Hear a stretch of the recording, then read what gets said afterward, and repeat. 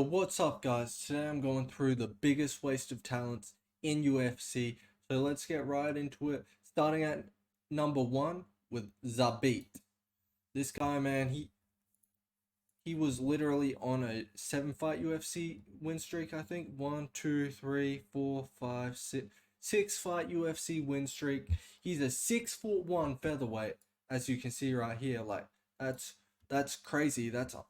I mean, I guess Sean Woodson, it, is probably taller than that, but you never see that at featherweight. 6'1", like this guy was a specimen. He looked really good back in the day in that Sambo match against Islam Makhachev. If you know, you know. But yeah, he beat some good names like Jeremy Stevens, Calvin Kattar. And his one knock on him was his cardio, and that he only done 3 round fights even when he main evented against Calvin Kattar. But I do think we should cut him some slack for that because it was short notice.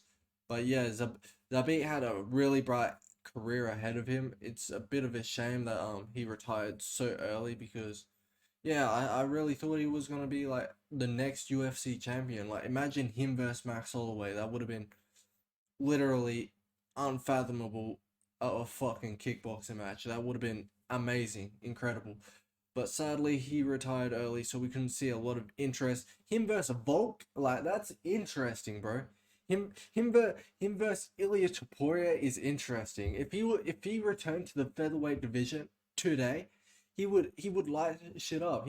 He's only 33. He still could return, but I just don't think he's in the right head place anymore. I think Yair pulling out against him as many times as he did really took a toll on him because he couldn't fight, he couldn't make money, and the UFC kept booking him against a guy who kept pulling out. Like that's sad to see, but yeah, I hope he does return. It's not too late. He's still young. He's 33. He turns 34. He turns 34. No, he only just turned 33 as well. He can 100% come back. Even if he comes back at lightweight, that'd be fun. So if the weight cut's an issue, then come back at lightweight, fight Michael Chandler. That'd be a fun fight. But yeah, he's really exciting.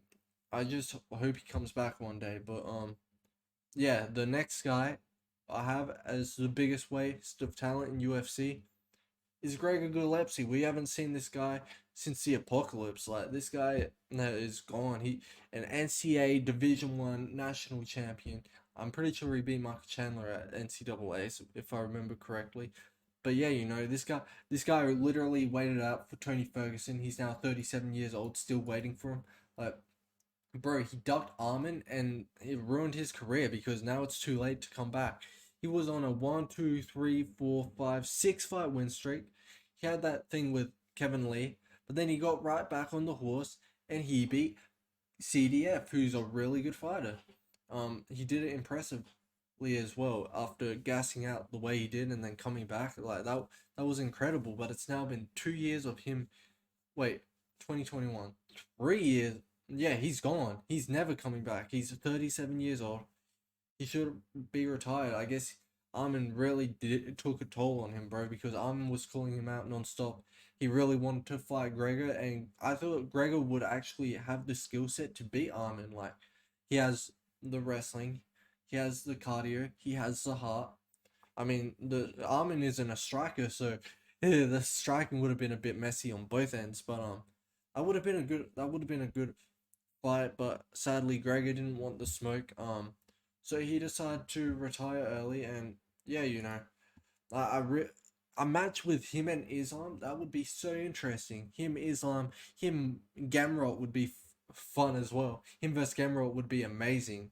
Who else at lightweight?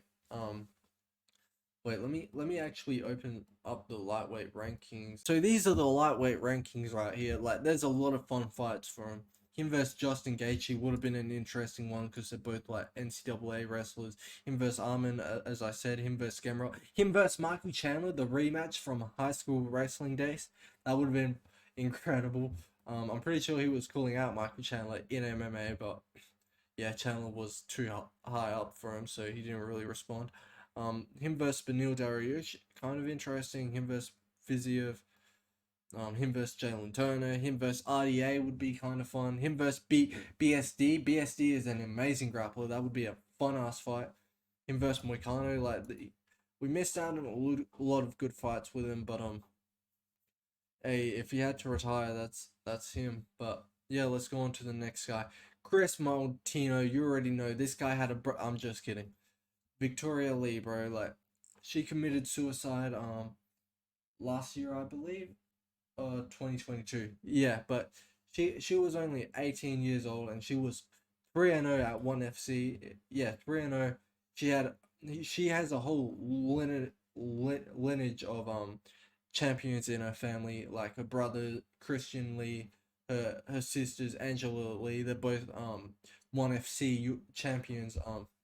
And I have no doubt she would have been one too, but yeah, as you can see, she went 3-0 all finishes, which you rarely see in the um women's division. So that's how you know she was something special. But yeah, it really sucks that she did what she did, but she really did have a bright future ahead of her, and I'm 100% sure she would have been champion in 1FC. And if she wanted to be the UFC champion, she's only 18. So imagine her in 7 years, she'd still only be 25. Then she'd probably be fighting someone. She's at the 115 division, so strawweight nil basically. So like her versus Alexa Grosso or her versus Valentin Shevchenko, they would have been interesting fights to say the least. But rest in peace, Victoria Lee. Purple belt in BJJ at 18 is incredible, by the way. You rarely see that. Um, yeah, she was really well rounded, and yeah. Honestly, I nearly forgot about this guy, but I just remembered Darren Till. How the hell did I forget him, bro? Like, this guy's 100% the biggest wasted talent in MMA history. Like, he he he literally went from all the way up here to down here in like, oh my god.